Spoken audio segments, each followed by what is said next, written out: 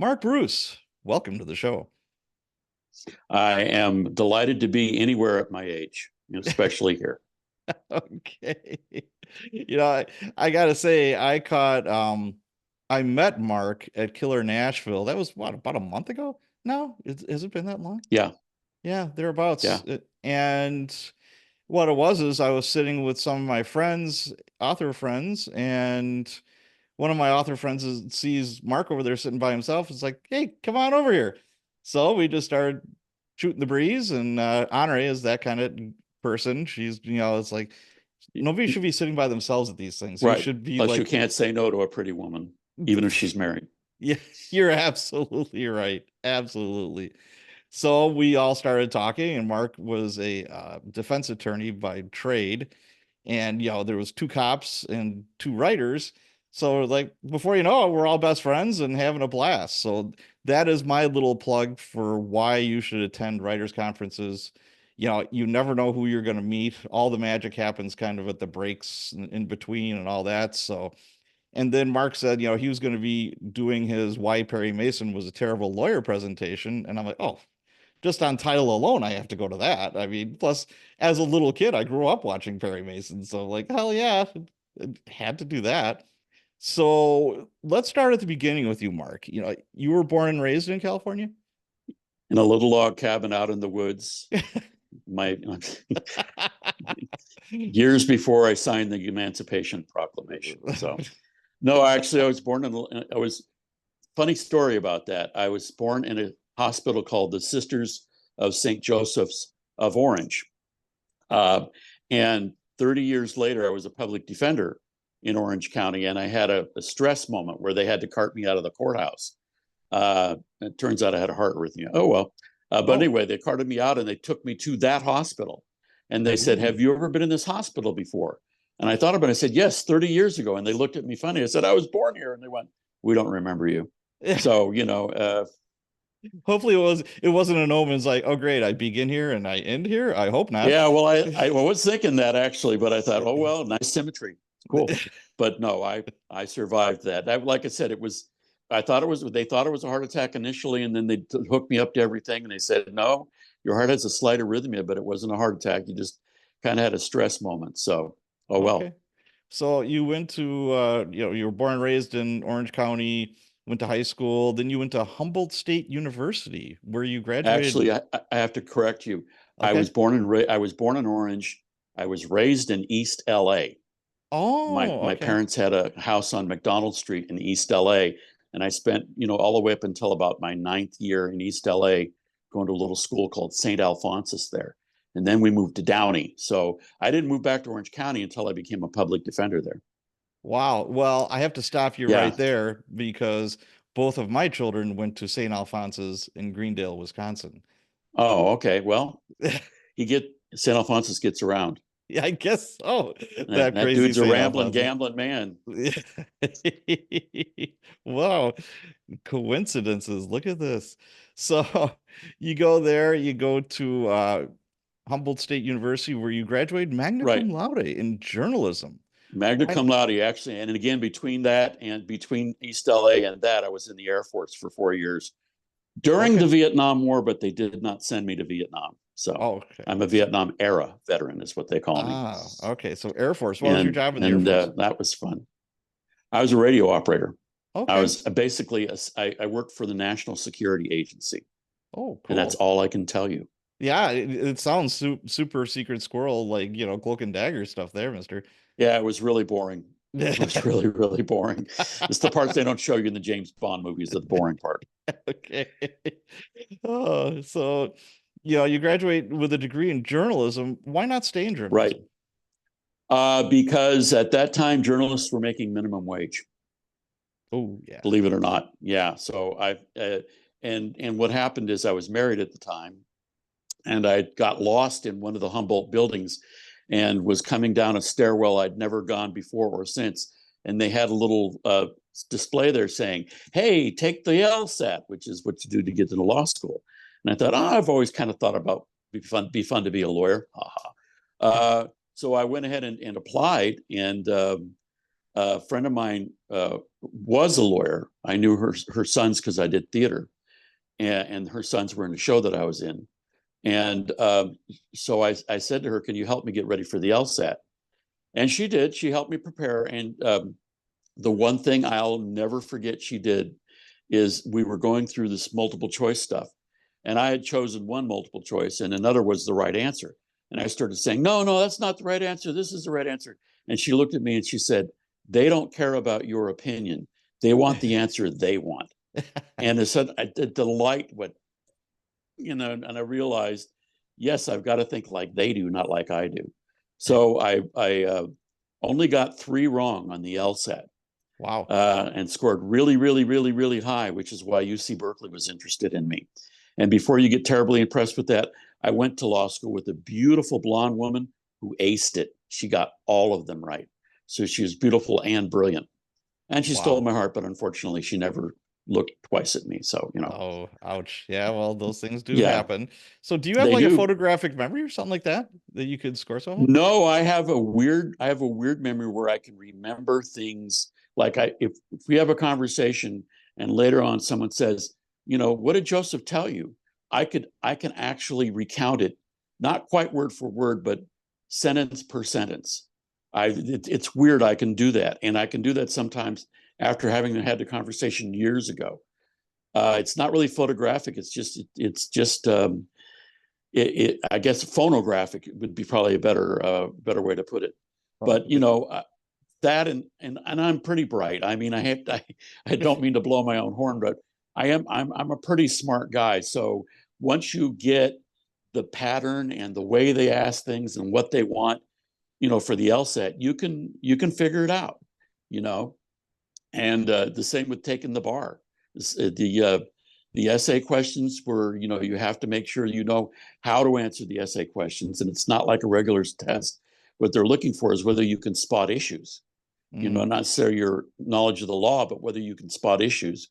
And then they have 2 days, it's a 3-day exam, and 1 day is nothing but multiple choice. And they call that the multi-state. And it is the most brutal multiple choice you will ever take in your life. Because like the LSAT, they'll have like 4 possible answers, and 3 of them will be really, really, really good. But the 4th one's the one they're looking for. So it's not like, oh, well, of course this is right. Of course not. It's no, you have to get the exact right one. Well, but yeah, Humboldt State was an interesting.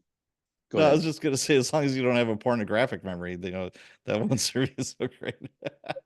Well, we won't talk about my pornographic memory and all of my ex-girlfriends, but I do have that too. I remember, I'm going to say this, you can take it out if you want. I remember every naked woman I've seen live. Okay. Every single one. I had the contours of their body, the expression on their face, everyone, every single one. Of course, I haven't had that many. So,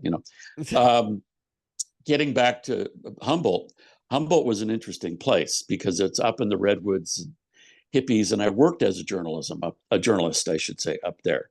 So, I could, and I've won 2 journalism awards. So I could very well have gone into journalism, but I don't know, there was something about it that seemed like a dead end to me. It seemed like I was asking questions of people who were doing things, but I myself was not doing things. So, when I saw this thing to apply for the LSAT, I thought, oh, I'll be doing things that way, Sure. So that's why I applied. So any members of your family that were in the law somehow? Nope.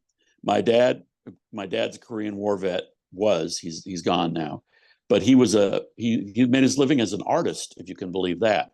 Well, it's California, in fact, of course I do. Let me show you one of the things he drew. My God! Oh, 3 armed men just walked in. Oh God! Hey, help!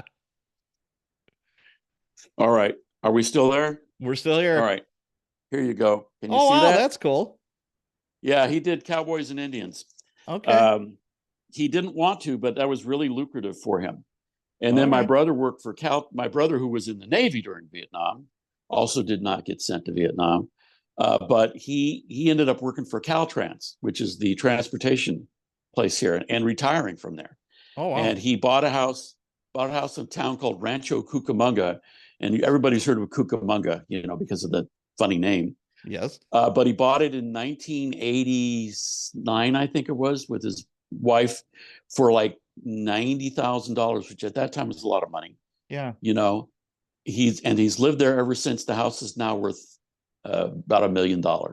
Of course it is. It's No lie. California again. No Yeah, lie. I don't doubt Well, that in it's the least. Rancho Cucamonga. And then my older sister married rich men, so that's what she did. But she also got a PhD in history at Riverside University, UC Riverside. Okay. And my younger sister is just a lost cause. She's on disability, and she spends her day in online gambling. So Oh my. up in Mariposa, I haven't heard from her in years.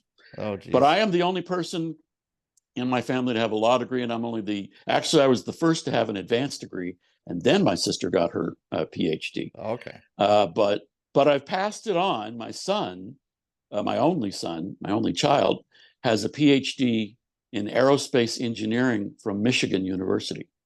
Wow. The Michigan University, That the one sounds that pretty won the smart. championship last year. That Yes. sounds. What's he doing? Does he work for NASA or something? Or he works for Jet Propulsion Laboratory. okay. So your kid is literally a rocket scientist. My kid is literally a rocket scientist. I tell people that too. In That's fact, awesome. I have a beautiful story about that, if you don't mind me telling it for Sure. a second here. Why not? Years ago, I was playing bass in a church up in Sacramento, and every year they have a special dinner for all the people who play in the choir. So I was at this table with people I didn't recognize, and they were going on and on about their 21-year-old son who was so bright and wonderful, and he had just become the head waiter at this restaurant, and no child was as smart as their child, and no child was as successful as their child.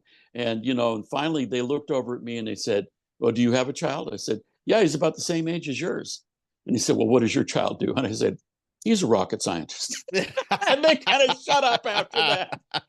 He's like, he's full of baloney, or he's not. Yes. Okay. Anyway, so yeah, Humboldt was an interesting place. I learned a lot of things about life and not necessarily love, but life. Okay. And I was on the radio actually up there. And then I went to UC Berkeley, which is, hotbed of liberals. Now, UC Berkeley, how much has that changed, do you think, through the years? Because what years did you go through UC Berkeley for law school? I went in 84 and I came out in 87. Okay. How much of that has changed, or has it changed that much, do you think, through the years? My son went to Berkeley for his undergrad. Okay. And a lot of it has not changed. But, I was there during the anti-apartheid thing. And okay. one of the things because the people from the anti-apartheid, they were threatening to arrest them, they actually went to the law school and said, well, if they do that and the university brings university charges up against them, they're allowed to have a student represent them. So we'd like to have some law students represent them. So I volunteered to do that. But I say, unfortunately, it never came to that. I did volunteer, and I did go out and talk to them and hung out on the steps of the Sproul Plaza with the protesters, but they never arrested them. They knew better than that. So they decided to leave them alone. Okay. Interesting. So, in your bio, you said you had something here where you had contact with Justice Scalia from the Supreme Court. He says, "I like you because you're not a wimp." Could you explain that? Right. Sure. Every year they have what's called a McBain competition, which is an oral advocacy. Oral advocacy is what they do in the appellate courts, where you don't have witnesses or a trial. What you do is you have a case which has issues, and then the judge, you prepare what's called a brief, an appellate brief, and you submit it to the court. And then when you go to court, the judges ask you questions about your brief, about what they're interested in, so they can figure out how they're going to rule. And the year that I did, and so this is like a mock court. This is not like a real court, but it's like we're going to pretend it's a real court. And the year that I was a finalist, they had chosen a case that Justice Scalia had ruled on when he was a lower court judge that went up to the Supreme Court, and he could not rule on it as a Supreme Court justice because they were basically passing judgment on his judgment. Sure. So he jumped at the chance to come to, and every year at Berkeley, they I don't know how they do it, but they get a Supreme Court justice to come out there every year for the McBain competition, every single year. And that was his year. He really needed to do that. So what you do is you draw straws. There's you and another law student representing each side of the case. And you don't know ahead of time which side you're going to represent. So we drew straws, and I drew the straw against the side that Scalia had ruled for. And so he came right at me. I like the other person got up there, and she got to do like 10 minutes of her opening speech without anybody interrupting her, which is very unusual. And she started like looking around like, am I doing okay? And finally they started throwing her like softball questions. You know, hey, what's your favorite color? If you were an animal, what animal would you be? And so I got up there representing the opposite side, and I didn't get 3 words out before Scalia starts coming after me. Mr. Bruce. And instead of being intimidated, I went, well, Your Honor, if I may call you that. You know, and he and I bickered. I mean, we went back and forth. And at one point, he said, well, what about da-da-da? And I had actually found a case that no one else knew of because I'd done deeper research than most students had. Okay. And what they do is they give you a packet. Here are the cases you need to know. And not only had I read those cases, but in reading those cases, I came across this other case, and I thought, you never know, I might need that. So they let you have little index cards with the cases that you found. And he said, what about this? And I said, well, Your Honor, in the case of U.S. Postal Service versus so-and-so, the Supreme Court said da-da-da-da-da-da. And he literally did this, you know, and then sat back in his chair, stunned that I had basically schooled him on the law. And so after the competition, and they didn't understand the way it went, because they said, oh, the person that we want to win is the winner, instead of saying this person was the better oral advocate. But I was okay. I was okay with that. I was a finalist, for God's sakes, you know. Afterwards, of course, they let us go and meet there were 2 justices of the federal appeals court, Betty Lou Fletcher, and Pam Reimer, I think was the other one's name, and Justice Scalia. And Scalia shook hands with both of us, and as he's shaking my hand, he looked me in the eye. He said, what I like about you is you're not a wimp. In other words, he'd come after me, and I just came right back after him. And He enjoyed that. He literally enjoyed. That's the kind of guy he was. I mean, I don't necessarily subscribe to his political views, but, you know, I tell people I really felt he was an honest guy. He had integrity, you know, and I've read a lot of his opinions. And again, even though sometimes I don't agree with them, I never see any of the mendacity that I see in today's Supreme Court, where they just basically bend to what they want it to be, rather than to look at the law and say, because Scalia was not afraid to say, this is the precedent. I don't like the precedent, but I can't see a reason to overrule the precedent. So here's the precedent, you know? Yeah. Scalia was a Reagan appointee, if I remember. He sure was. Yeah. He was a Reagan appointee, and he was conservative, but kind of like middle of the road conservative. He wasn't like he was an honest conservative. Yeah. You know, he was an honest conservative, and today that's considered a liberal, but okay. I go back and forth myself. I mean, there are some of my opinions that are conservative, old-fashioned conservative, and some that are, you know, could be considered liberal. But I am not a dyed-in-the-blue liberal, and I am not a dyed-in-the-red conservative either. I'm like 90% of Americans. I subscribe to what I think is right, whether it's conservative or liberal. Right. You know, and at the end of the day, you have to look at yourself in the mirror, and it's like, yeah, you know, this is either right or no, that ain't cool. You know, that if something's crazy, it's crazy, you know? Yeah, absolutely. All right. So 38 years as a lawyer, 18 of those as a public defender in Los Angeles County. No, I've covered the waterfront. I've spent 13 years in Orange County as a public defender. Okay. I spent some time up in Northern California for Placer County as a public defender. I spent some time in Humboldt County running the Alternate Conflicts Counsel office. And I spent a little time in San Bernardino as a public defender. So like I said, believe me, I like to say most people have a checkered career. Mine looks like a Parcheesi board. So do you have like a most memorable case, or a case that kind of like shook you to the core that really jumps out at you? I have a bunch of them, but the one that I will take with me to the grave as this is why I was born to be a lawyer, and you heard me tell the story at the conference, was this young woman who was accused of embezzlement. She was accused of taking cash from the company cash drawer, and supposedly she had the only key. And that's why there was cash missing over and over again from that cash drawer. And she was a single mom. She had 2 children. She was, her ex-husband was a jerk. And if she got convicted of the felony, she was going to lose the kids and she was going to go to jail and maybe even prison. And I can't take any deal. I can't do anything. Can't even plead to a misdemeanor because I'll lose the kids. Yeah. And her ex-husband was kind of abusive. And so she didn't want to. And so she was scared. She was very scared, but she said, I didn't do it. I didn't do it. I didn't do it. I promise you I didn't do it. And, the ethic of a public defender should be, if your client says they're innocent, you give them a trial, and you do the best you can for the trial. Well, I actually did some investigation, strangely enough, and my investigator found out something that nobody else had uncovered, which was weird. So right before trial, I tried to talk to the DA and say, hey, listen, I've got this piece of evidence you really need to know about. And this particular DA was one of those arrogant guys that, I don't care, state prison, I give her 2 years rather than 3 years state prison. That's the most I'm going to do. I'm like, dude, you need to look at this evidence. No, I don't care. She's guilty. Wouldn't that just be discovery, though?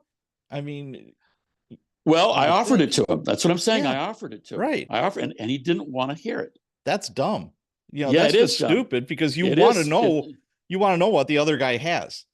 Right. That is stupid. Yeah, that's absolutely dumb. Stupid. Yeah. So we start trial and they got one of the employees on the witness stand, and she said, yeah, she had the only key. And so I get up and I say, well, that's not true, is it? And she looked at me and there was like this long silence. And anytime a witness gives you a long silence, you know that they're about to lie. Yeah. And she said, instead of about to lie, she said, what do you mean? And what do you mean is also it's like one of those moments. What do you mean? What do I mean? I mean what I asked. So I said, this is what I knew. There was a second key that was kept underneath the flower pot, right? Another long silence. And finally she said, yes. And I said, and anybody could have got to that key, right? She said, yeah, yes. And so the DA still wouldn't dismiss. That's what the killer was. Oh, come on. He still wouldn't dismiss, and it went all the way to the jury. And the jury came back, and the way that they do verdicts in California is excruciating, because they bring the jury back, and you always look at the jury to see if they look at you when they're coming back in, because if they look at you, then that means it's a good verdict. If they won't look at you, that means that they're ashamed of what they did, and they're going to burn your client. And this was like a mixed jury. Some of them were looking, some of them weren't. I went, oh, God. So do you have a verdict, Mr. Foreman? Yes, I do. You hand it to the bailiff. So he hands the verdict to the bailiff. The bailiff hands it to the judge. The judge opens it, looks at it. Sometimes by the expression on the judge's face, you can tell what it is. Right. This judge was a poker player, though. He didn't say, he just looked at the ground and he nodded and he handed it to the clerk and he said, the clerk will read the verdict. And when the clerk reads the verdict, they go, in case number CRX 9544443, people of the state of California versus so-and-so, we, the impaneled jury, say as follows. On the charge, and they have to read the whole charge. Right. We, the jury, find, and then he finally said the two most beautiful words in the English language, not guilty. And we were standing. And when they said not guilty, she doubled over and began to cry. Aww. Because the stress had been so much for her. Sure. And when she heard those beautiful words, not guilty, she started to cry. And I felt like a hero, because other lawyers probably would have just tried to plead her out or wouldn't have done the investigation, believe it or not. But I not only did I do it, but I had rode the whole thing with her all the way through. And I felt like this is why I'm a lawyer, is cases like this, people like this, people who deserve a break. People who deserve a lawyer who believes in them. And, I've done a couple of murder cases. I've done a attempted murder case that I won, a gang case, believe it or not. But that's the one that sticks out in my mind. No, that's great. I love to hear stories like that, because, the law becomes I would call it McJustice. It's like you feel like you're going through the drive-through at McDonald's sometimes. It was nothing that what I thought it would be when I was like a rookie cop, or like growing up. You thought every case goes to trial. It's this big, right versus wrong, blah blah blah. It's no, let's take that plea. Okay, here's that plea. Here's that plea. Here's that plea, and then all the jicky jacking around and games that are played, et cetera, et cetera, and you're just like, it's very easily to become disillusioned. But you hear something like that, and it's like, that's the spirit of the law. That's what it's meant for. So that's Right. it's to help out the little guy, or and we'll talk about this a little bit later. But obviously, being a cop, there's a lot of cops that poo-poo defense attorneys, and some of them certainly deserve it. But Yes.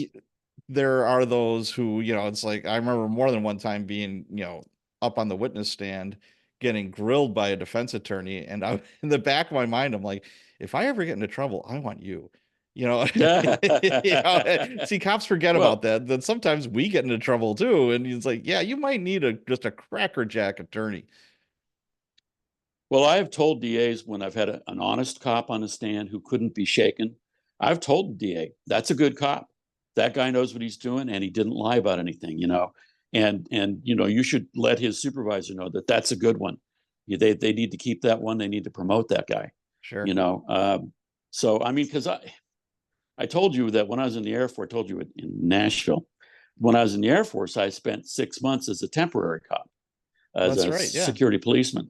Yep. And so I got to spend a lot of time with real cops and listen to their stories and go on patrol with them and that sort of thing. And so, unlike a lot of other defense attorneys, I have somewhat of a empathy for what a policeman have to do in the course of their duties.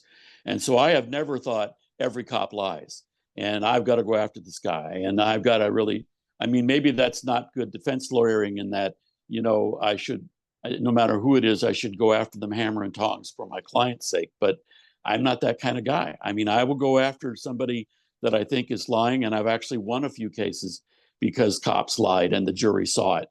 But when you get an honest guy on the stand and you can't shake him, what can you do? You just end up looking like an idiot. So it's like, right. Honest cop, jump out, no, get away, run away, run away. Oh my. So let's talk a little bit about your career as a writer here. You won the 2018 Black Orchid Novella Award 4 times, now Yes. 5 times appeared in Alfred Hitchcock's Mystery Magazine. No, four. Four the fourth times. one, they told me the fourth time when I was at the conference with you, they had just accepted the fourth story. Great, including the May 2023 cover short story, over 50 short stories and essays published.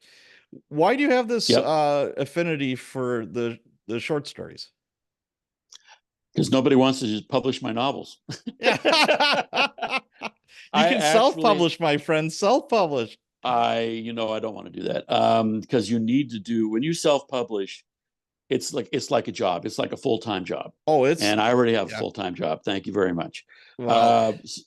But also, I will throw this in here. Unless you're Stephen King or James Patterson, you pretty much have to be your own cheerleader as well. Most of the time, it's like, okay, they'll take care of all that nasty editing and proofreading and covers and all that good stuff. But after that, the marketing, it's on your lap. You better, you have to promote yourself. These days, that's correct. That is what you have. Like, this is why I'm here on this little podcast. Absolutely. This is the first one I've ever done. Believe it or not. Wow, I'm honored. You're breaking my podcast virgin head. Are you going to take that out later on? No, hell no. No, I understand that when my first novel is published by a publisher other than me, I'm going to have to, get on podcasts and get on Facebook and get on all kinds of different things and stand on the corner with a little sign saying, buy my book, and things like that. I understand that. And, I'm willing to do that. I mean, I think any author these days needs to be willing to do that. And Absolutely. I do have a blog. I do have a blog, which, they say you have to have some kind of a platform. And that's my platform. Okay. So I'm more than willing to do that. But like, I actually have self-published some things in the past. And I've sold like 3 copies, maybe 4. Okay. And it was not because I didn't market it. Yeah. And so, Honore and I need to have a long talk if I ever get a book published Yes, about she what I need to is the do to, gal for that. Yes, yeah, absolutely. Now, over 50 short stories, essays, the Alfred Hitchcock magazine. What kind of stories are these? all kinds actually. The out Clearly, I've got this character that I won the Black Orchid, and let me tell. Actually, I think we kind of zoomed over the Black Orchid, and I kind of want Yeah. to tell you Okay. what that is. Sure. There's a club, I guess you could call it, in New York City called the Nero Wolfe Society. Oh, okay. And you know who Nero Wolfe is, right? Yes. Yes. And they just adore Nero Wolfe and Rex Stout, who is the author of Nero Wolfe. Hmm. And every year they sponsor a competition. It's free for those of you who are mystery writers out there. It's absolutely free, and it is. But you have to write a dynamic with your detectives similar to Nero Wolfe. And if Okay. you've read a Nero Wolfe book, you know Nero Wolfe's a big fat guy who stays up in his penthouse all the time, taking care of his orchids, hence the name of the competition, Ah. and getting fed beautiful food by his personal chef. And then he sends this guy named Archie Goodwin out to do the actual investigation, to question the witnesses and get beat up and romance the beautiful women and all that sort of thing. And then Archie brings back what he finds to Nero Wolfe, and Nero Wolfe solves the mystery. And so the Black Orchid, they want you to have that dynamic where there's one detective who stays at home and one detective who goes out and does the investigation. And the one that stays at home is the brilliant one who solves the mystery. Ah. And every year, I for like 4 years in a row, I entered something. One year, actually, my detective was a mermaid. I've never heard that before, but hey, why not? It's a long story, which I won't get into right now.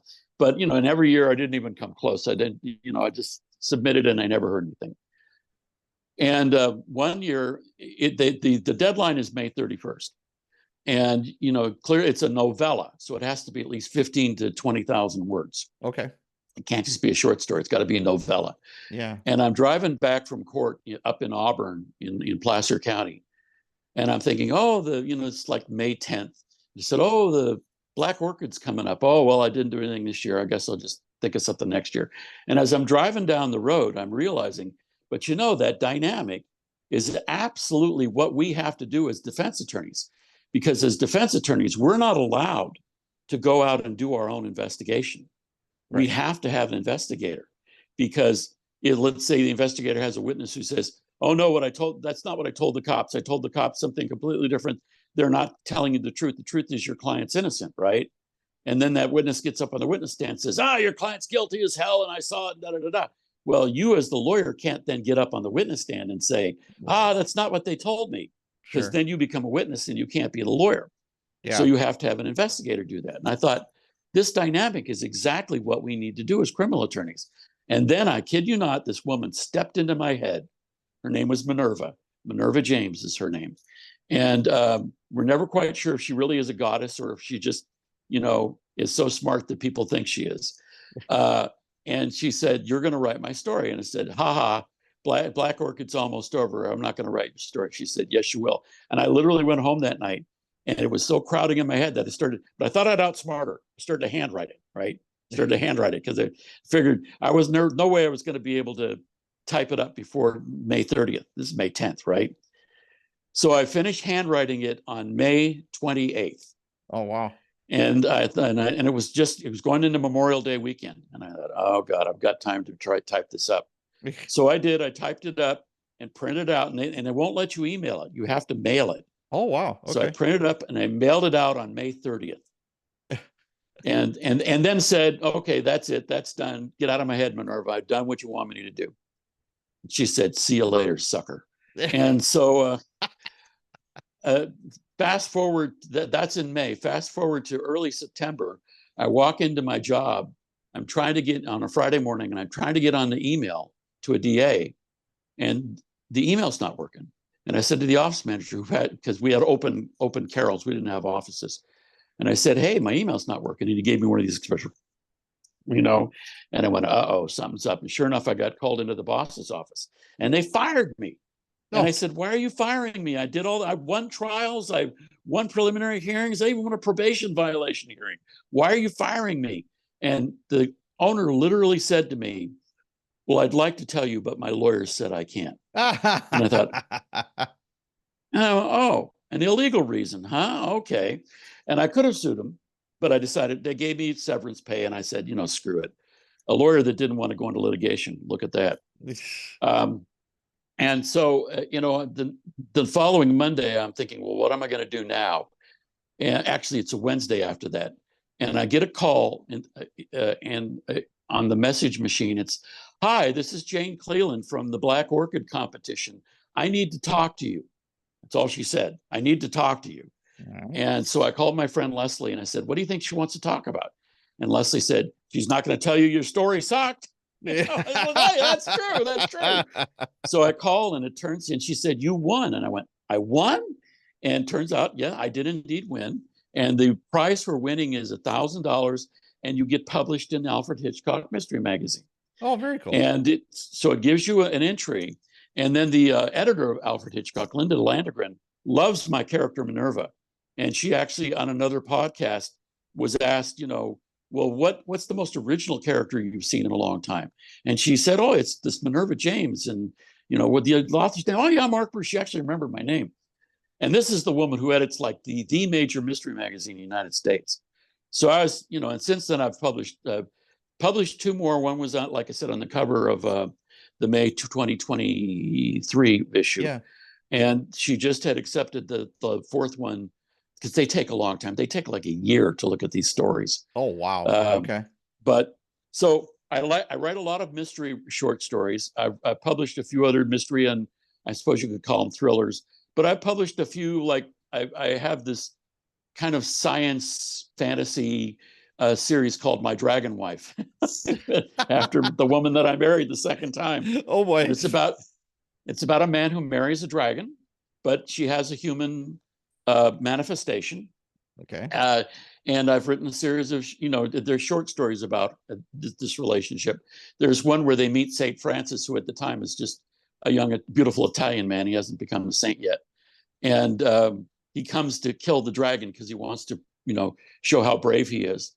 And he meets the thief who is married to the dragon. He says, you're married to that? He says, yes. He says, how do you, become intimate with her? And he says, very carefully. Yeah.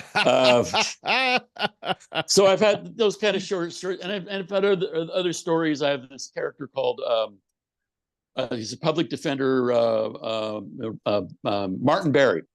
And he's kind of midway between fantasy and mystery, in that they give him crazy clients, like the woman who thought she was a witch, or the man who thinks that he's Bacchus, the god of wine, and there was one that was a pixie, and it was a Christmas story, and I've had some of those published.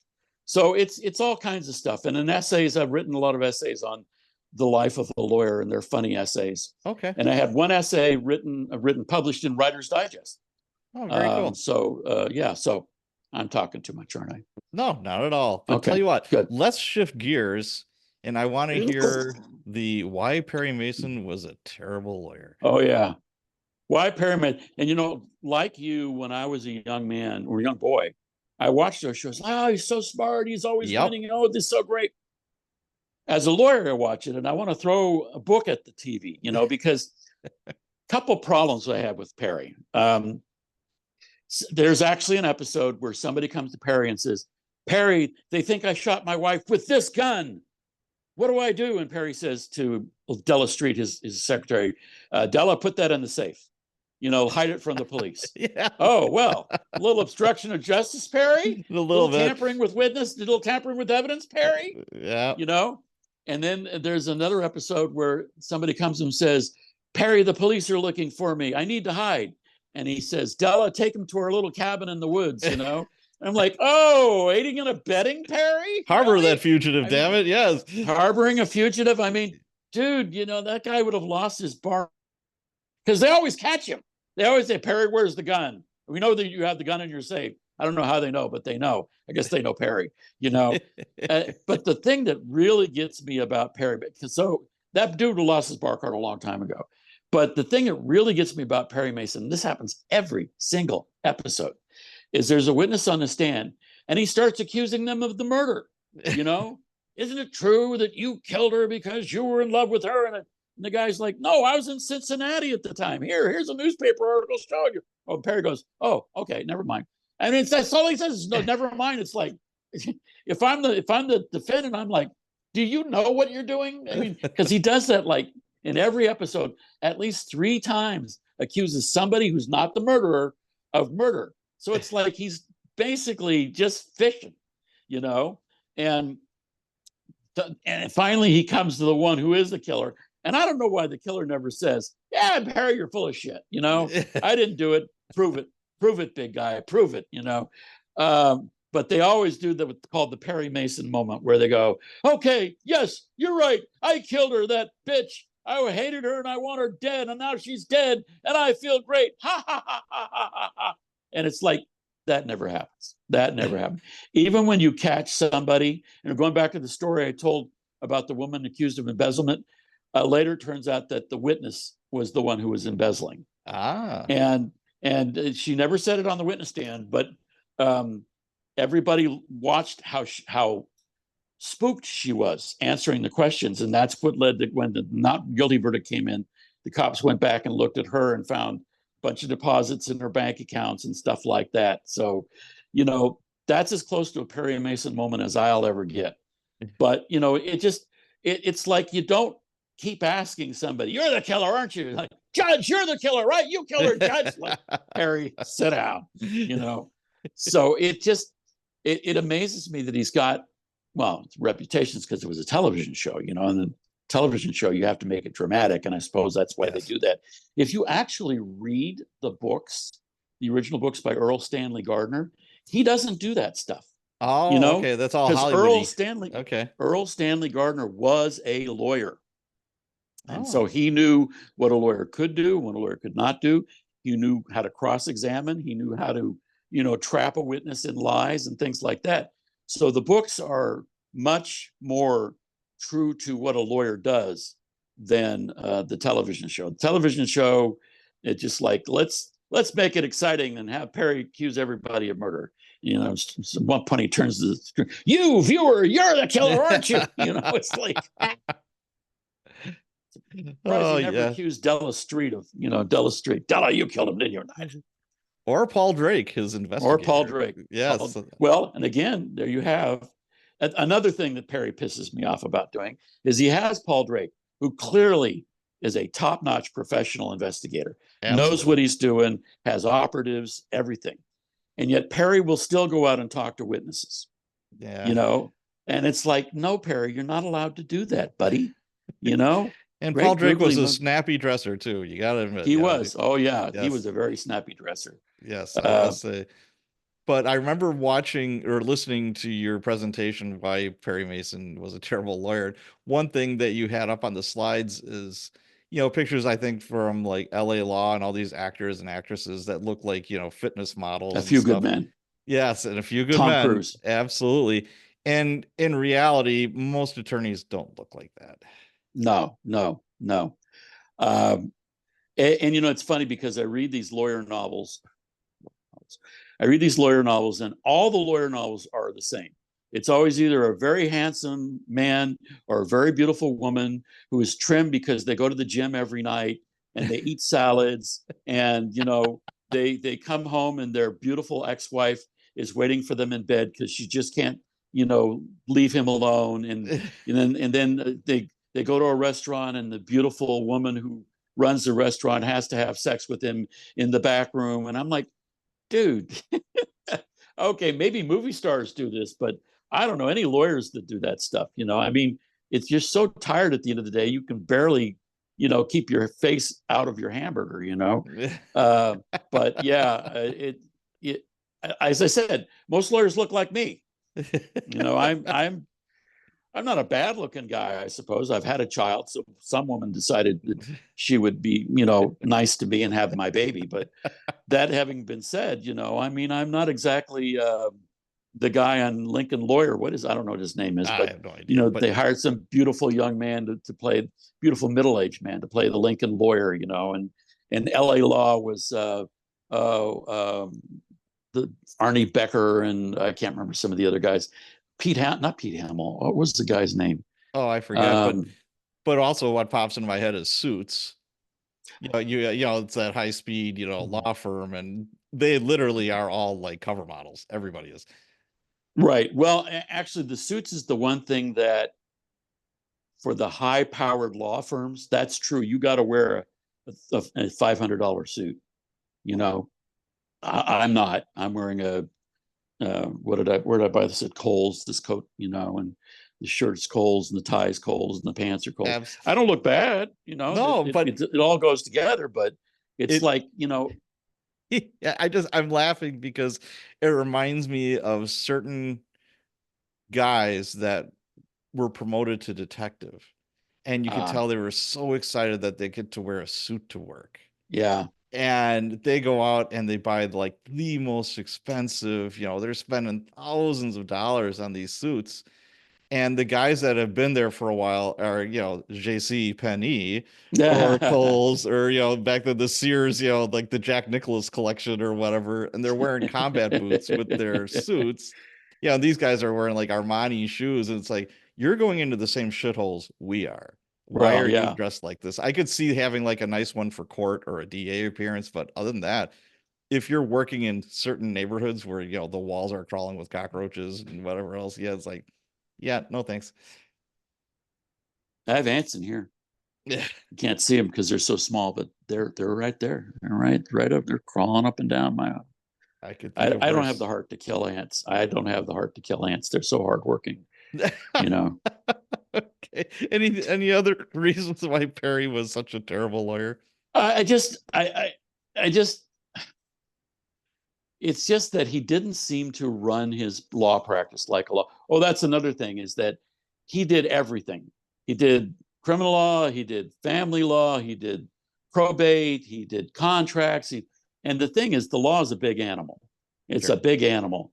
And if you're going to practice as a lawyer, you kind of have to whittle down the things you do. Like right now, I do mostly family law and criminal law. Those are the things I do for the law firm I work for. Every once in a while, they'll throw a civil litigation at me because nobody else wants to take it. But it's like if I tried to do probate, or if I tried to do workers' comp or something like that, it's a disaster, because every area of the law has its own little peccadillos. Sure. And, Perry was doing everything. It's like, jaywalking, yeah, I'll do that. Yeah, sure. Immigration law, why not? Immigration, yeah, sure.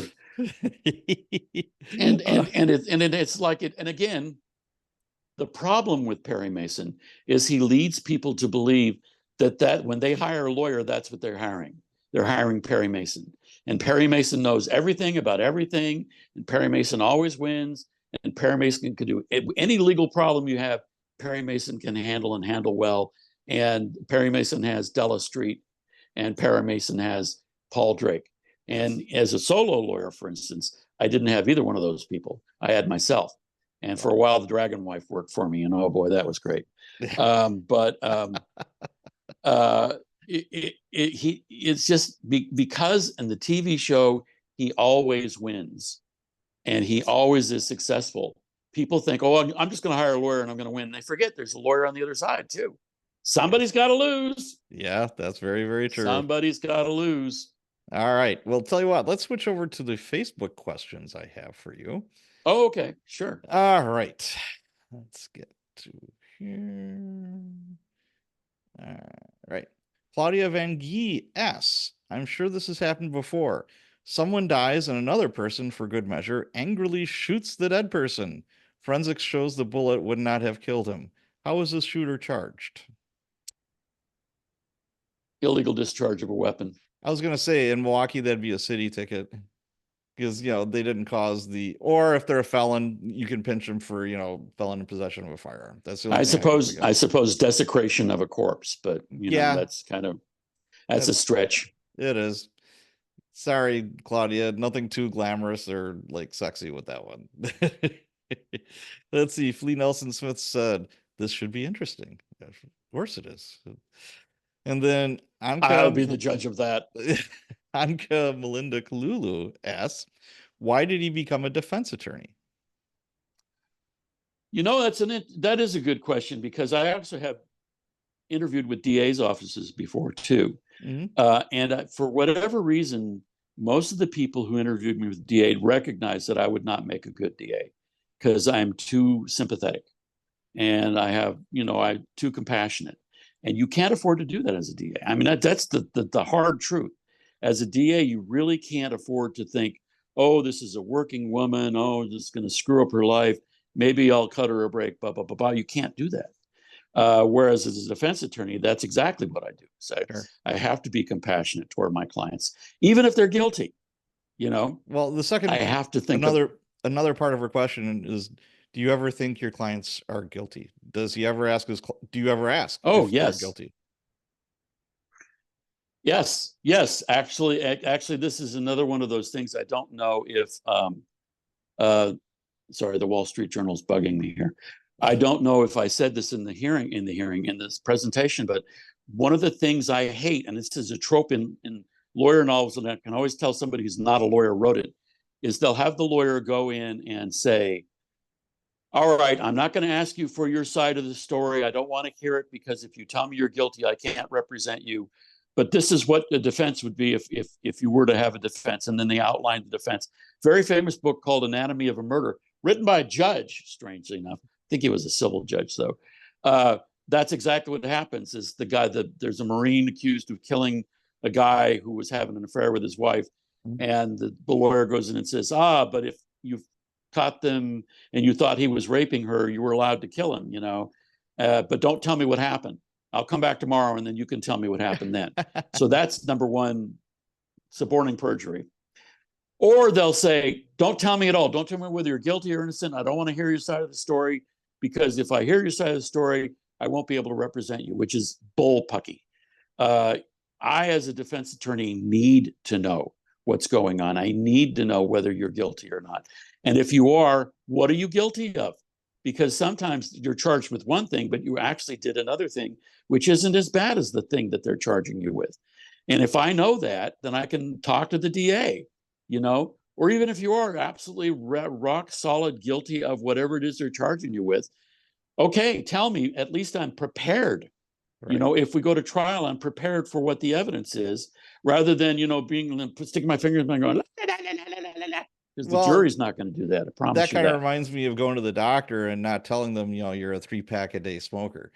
It's like, gee, why are your lungs, black as coal? I don't know. It must be environmental. It's like, I need to go outside and you smell like an ashtray. It's like, they can't help you if you don't give them all the facts. Right. Exactly. That makes total sense to me. Now, she also asked, did you ever refuse to defend someone? And if so, why? The only, they're called conflicts. And the only time I've ever declared a conflict is if a client threatened my life, and that's happened maybe twice. I thought it'd be more than that. Okay. Yeah, no, I'm a nice guy. I'll tell you a story. Can I use the F word on this podcast? Of course you can. Okay. When I was a public defender in San Bernardino, they took me into what they call the secure holding tank. And I talked to a guy who was mentally ill. And he's had 3 strikes. He was on his 3rd strike.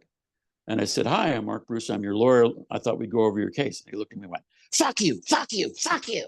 And I went, you're not my type, buddy. Okay, let's go over the case. And he went, aren't you going to declare a conflict? I said, dude, I get fuck you all the time. I get the fuck you from the judge. Okay, so you're not gonna make me stop handling your case just because you're trying to be mean to me. And he and I actually ended up being good friends. And I got him a reduced sentence. He got only 1 strike rather than 3. And he, in the end, he was really happy with me. But refuse to defend is I've defended everybody that's come as long as there's not a conflict. I've defended child molesters, which I knew were child molesters. I've defended murderers who I knew were murderers. I've defended, cops. I had a couple of cops on my calendar, Okay. and some attorneys, and those are the worst. The attorneys are the worst clients in the world. But I personally take, both as a solo practitioner and as a public defender, they would give me cases that other public defenders decided not to do because they didn't like them. Oh, I don't like this because it's icky. Well, I'm a public defender. Icky is what I do. Because everybody, whether they're guilty or not, everybody deserves representation, because otherwise bad things happen. You get any person, DA or whatever, and you give them too much power and say, you can do whatever you want with this person. There's no lawyer helping them. Bad things happen. So that's what I see my role as, not only defending the innocent and helping the guilty, but also making sure that the system works as fairly as it can for everybody. And so, yeah, no, I've never turned anything down just because I didn't like it. I've turned it down because my life was threatened or I had some kind of conflict of interest, and I was not allowed ethically to represent that person. Excellent. So yeah, thank you, Annika. Those are great questions. I was gonna ask you, like, we're kind of winding down towards the end here. You know, what do you say to someone, like friends, family, whatever, that are like, how can you defend this rapist or child molester? Or, there's just some crimes that are just so icky and horrible and, whatever else. And it's like, how can you do that? Well, rarely do the families of the victims talk to me. Rarely, very rarely. And when they do, they don't ask me that question. Well, I'm saying, like, your friends or family, like, say you're at a cocktail party or whatever. Yeah, I'm a defense attorney, and it's like, well, how the hell can you, defend, Charles Manson's, evil twin or whatever, that kind of thing. I would have defended Charles Manson, except, in fact, the ex-wife is fascinated with Charles Manson, which bothers me a little bit. But those are called red flags. The answer is, yeah. Yeah. She used to watch a show called Snapped about women who killed their men. Oh boy. What I would usually say is, well, think of it like this. You go out and you commit a crime, and you didn't mean to, but you did. You committed the crime. You're guilty as hell. And they catch you, and you're in jail. What do you want? You want a lawyer, right? You want a lawyer. Why? Because you're scared, because you don't know how this goes. You don't know what's a good deal or not. You don't know what the law is. You don't know what the evidence is. Nothing. And if you're required, and there are countries where you're required to represent yourself. And so you're in America, though. What do you want? If you're a guilty person and you're in jail, what do you want? You want a lawyer. You want a lawyer who's going to help guide you through the process, who's going to talk to the DA, who's going to talk to the judge, and if necessary, talk to the jury. Maybe they're not going to be able to get you acquitted, but in the end, they may get you a better disposition than you would have if that lawyer wasn't there. So think about that, and then think about, what if that lawyer wasn't there? And that's what I think about. It's not just, oh, I only represent the innocent. I once wrote a Minerva James story where the opening line is, the woman is saying to her, well, I suppose you only represent innocent people. And Minerva says, the lawyer who represents only innocent people doesn't have a practice, because innocent people don't come to them, Yeah, that's true. And so that's true. So that's my reason. My reason for defending people is people need to be defended, and it's what I do. I'm really good at it. I enjoy it. It's fun. It's fun needling the DA. Well, I believe the system and cross-examining the cops. There you go. Here's a helpful hint. Here's a pro hint. Never don't take it personally. I mean, I've had some defense attorneys that were smooth as Columbo, and those were always the best ones, that were always like, oh, one more thing, Sergeant, one more thing, officer, blah, blah, blah. And it's like, you could see it coming. Yeah. You're like, if you're a little bit seasoned, you're like, oh boy, here we go. But I'd much rather that than the attorney that's screaming or using big theatrics or whatever. And you're like, dude, you're making yourself look silly. You could stop that. Oh yeah. I had a suppression motion one time where I didn't think I was going to win it. And then right in the middle of the suppression motion, I just asked an offhand question. And the cop basically admitted that it was a warrantless search without probable cause. Oof. And I can't remember the actual fact, but I remember he basically said, "Oh yeah, da da da da da." And his supervisor was there, and the DA was there, the head DA was there watching us, and everyone on I went, and I ended up winning. Didn't see that coming. Yeah. Okay. No. Wow. All right. We'll tell you what. We're right around time here. Let's wrap this up. So if people want to go, I'm so glad we had this time together. So if people want to go find you or find more about you and your books, not in a nefarious way, but in a good way, where do they go? Mark with a K, Bruce, as in Springsteen, Writer, Writer. So that's MarkBrucewriter.com. So that's Mark Bruce Writer is all one word. And that's my blog. I know that's old-fashioned, but I'm an old-fashioned kind of guy. And part of that blog page tells you things that I've published and where you can find the short stories. And I think there's actually a book up there called it's a political murder thriller, and it's funny. Okay. What is it called? Body Politic. And that's the only self-published book I left up there. When I started trying to get I got an agent who's selling to publishers. I knew having self-published books there was a bad idea, because they'd say, "Well, how many have you sold?" "Oh, 3." "Oh, yeah, no." Okay. So there is one book up there, and then there's a non-mystery book called Learning the Blues, which is about rock and roll and stuff. Sweet. Because I was a musician for a while. So outstanding. Well, very good. Well, Mark, as always, talking to you is always fun, and I appreciate your time. And let's try to do this another time again. This has been a lot of fun. I would be delighted to do it. I'm retiring in December. Ooh, look at you. So I'll have way more time to do this.